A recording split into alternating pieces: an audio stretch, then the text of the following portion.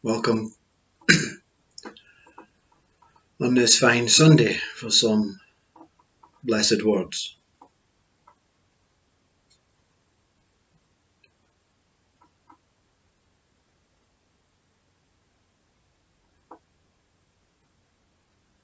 A question arose, not from any particular being, not even from mind, but it arose. Why is this inquiry on self important? Why can't we just go direct to God, Brahman, to Source?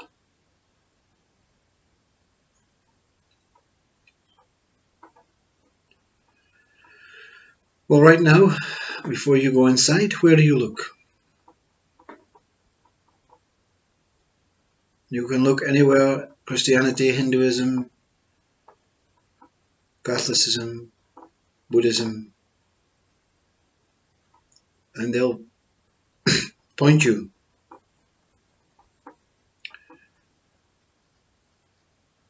right back at yourself and say, whatever we say cannot be trusted until you experience it. Self-experience, self-inquiry, a true self-way, a true self-knowing, a true self-being, a true self-soul, a true self-spirit, has all the credentials to meet or experience or understand or know whatever word it is. But there's 100% knowing that whatever you are not apart from Brahman, from Source, from pure consciousness, from that. So to self-inquire is to find the path, you see, the unique and very important way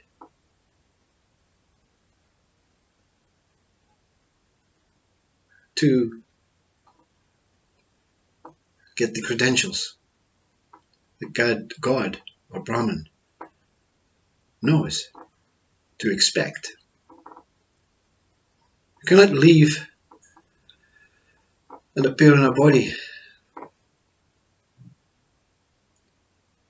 When you leave, and your father and your body state and mother, and you leave for travels abroad, they know exactly what you are. And what they're expecting is when they return, you return as the same one. You see?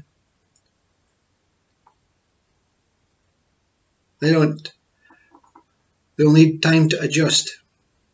If you come home with a beard at your knees, with a bent back, with one leg missing, with eyes that have bags under there, oh my God, what happened to our son?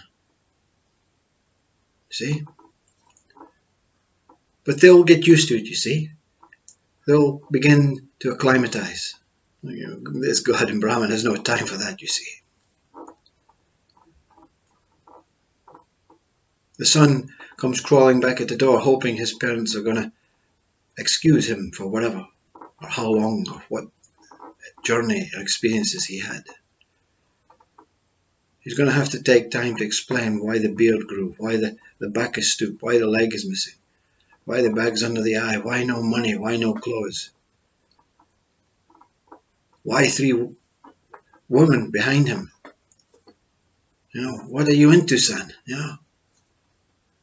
Well, it's some sort of new thing I picked up, where you get to marry 3 women.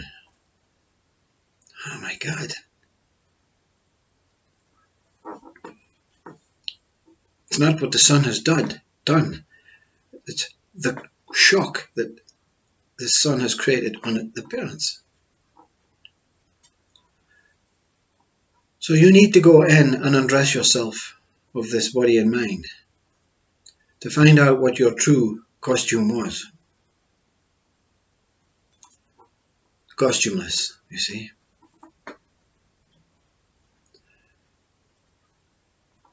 So it's very important to self-inquire. You need the piece of the puzzle, the understanding, the knowing, the learning, the true learning. What have you learned from this life, you know? Oh, I learned about how to make a motor car. God's not interested in that. I learned how to sew, how to paint. What is your whole total learning, you see?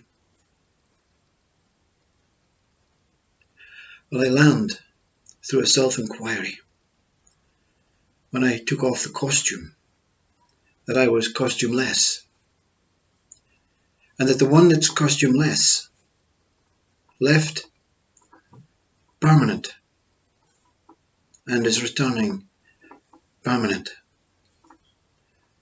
The one that I thought I was is temporary. I left it behind. And you're still appearing in a human world when this meeting takes place. You have done well.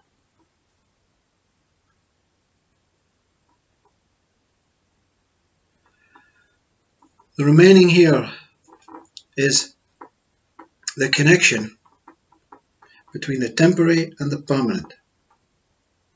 This is the one moment state, the in-between state that this speaker constantly speaks about. So you're neither at this point temporary, nor are you permanent, but you're both.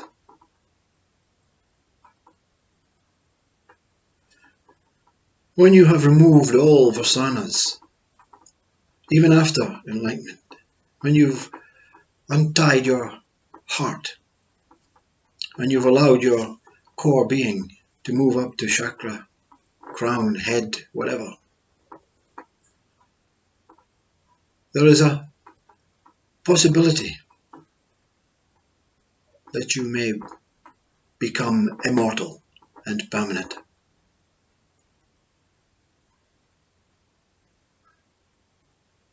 So you're still learning, you see. You're still being observant, being kind, accepting thoughts as simply movements of energies, trying not to attach to any, always giving and not taking,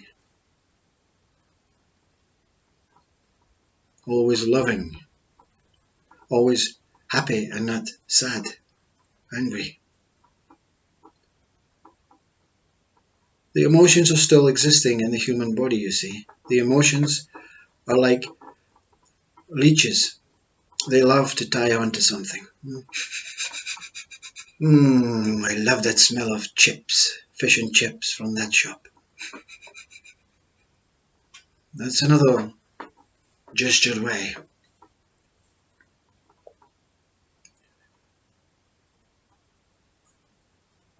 So many who have experienced this enlightenment that are open to discuss it and speak about it. Many do not. Many simply observe and stay hidden from the world, surrounded by people who are not going to question and antagonize their focus on this present state of being a beacon of light.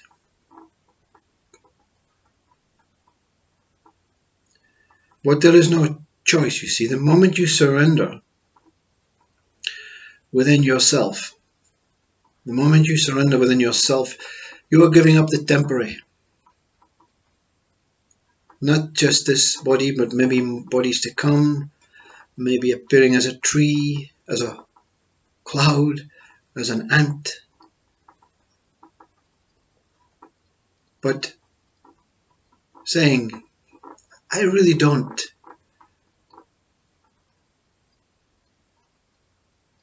belong here.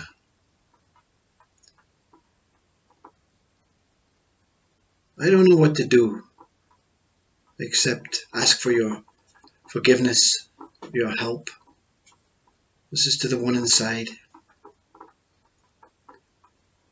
And show gratitude for allowing me to be this body and mind. And to find out all the bad things, all the wrongful things, all the egoistic things about thinking I could help and change people's lives and improve nature. The bulldog, straight in. But I'm grateful these things were placed in front so that they could suffocate the body and mind into a position of removing this body, not really knowing what's going to happen, but knowing that the temporary will remain permanently until the temporary has been overcome again to seek the permanent. So awakening enlightenment is when you totally deny this temporary, totally surrender, give up, had enough, no more. And you move quickly, sharply, through many tests to see your will power and meet the permanent. But to remain here, you have to return as this link between temporary and permanent. You never say you're temporary again, you never say you're permanent again. You never say you're this again, you never say you're that again. You simply observe your human states, your human thoughts. You inquire through an opportunity now to understand through previous beings that have experienced this. It may be through some philosopher, some theorist, some guru, some saint, some book, Bhagavad Gita, Upanishads, Hinduism, Catholicism, Christianity. You're not attached to anything, you see. You have this opportunity to just allow things to come. Because the only absolute thing you know is there's no one, neither the temporary, nor the permanent, nor the one moment in between thing that you appear to be is in control of anything. You are at the mercy of the permanent. This is a kind of final test. It matters not if immortality comes, or you return as another mortal being, another mortal form, because you're still serving your sentence. You have not done enough, you see. Whether it's through past lives, whether it's through some of the things you've done in this life, whether it's through not following rigorously the only thing that should be followed. From the moment you take birth in a body is, as Neem Karoli Baba says, always keep your eyes on God. Every moment, look at God. Such a hard thing to do. But not if you're born like that, you see. Not if you're born into a world of Buddhism, a Tibetan monk, a practiced family of religion. So it's hard work. After the bliss of enlightenment, you don't walk around in some fancy gown, beaming like a light. You've now got to earn this enlightenment that bestowed you. You've got to stoke your fire up, you see, so that the light moves up through this body from this chakra, hara, root, this umbilical cord place, and detach from even the temporary, invisible umbilical cord. And let this fire roar through your head like the fire of God. We have overcome the fire, the water. We have overcome the air. Well, this one has. Maybe not.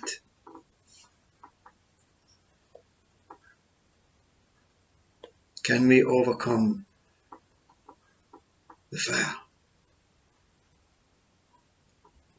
the furnace?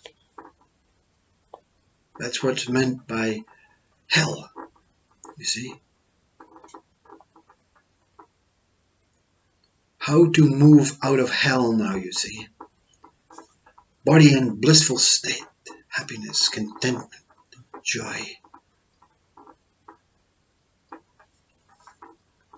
peace, and tranquility, but still in the fire, still burning.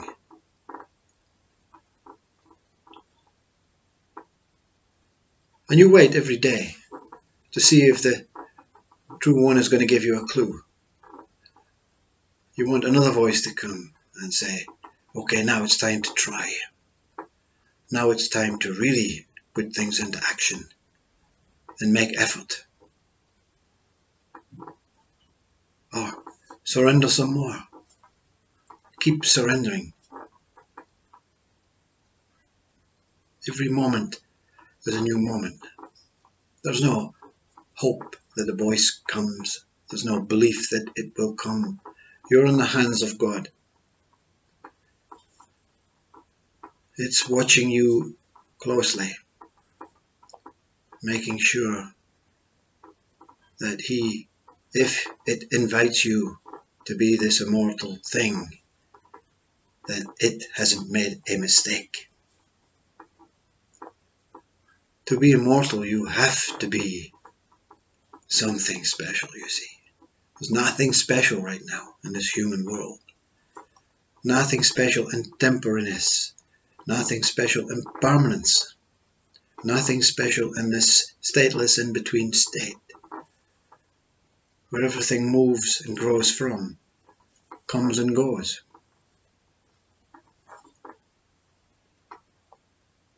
What is special is the waiting.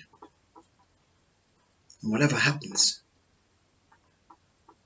you're at the mercy of something that totally loves you, but wants to make sure you've got every mark, every piece of dust, every hair is removed. And all these books, all these past information now becomes valuable, and you take them as they come and worship them as they come and value them for what they are and what they give.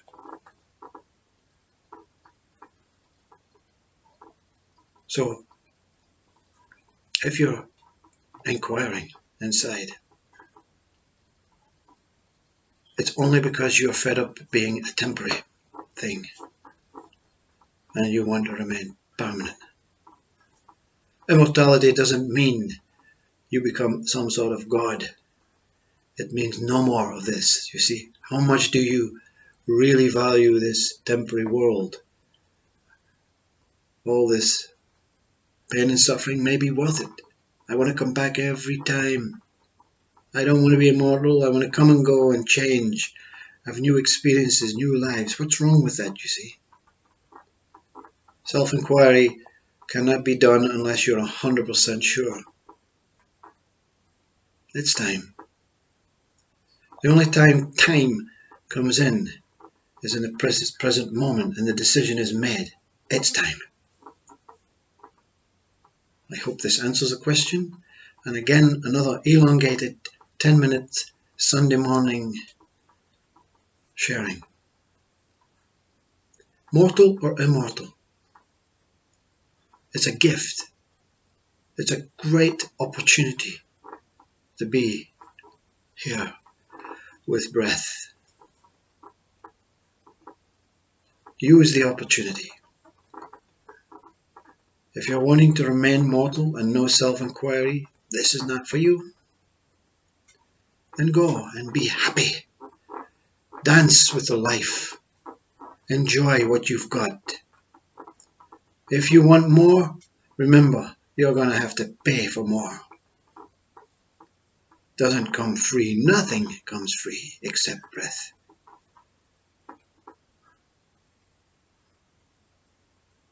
If you are looking to be immortal, you don't need this one to tell you. You're already looking for your path. Namaste. Have a wonderful Sunday. And a wonderful life. Whoever you are.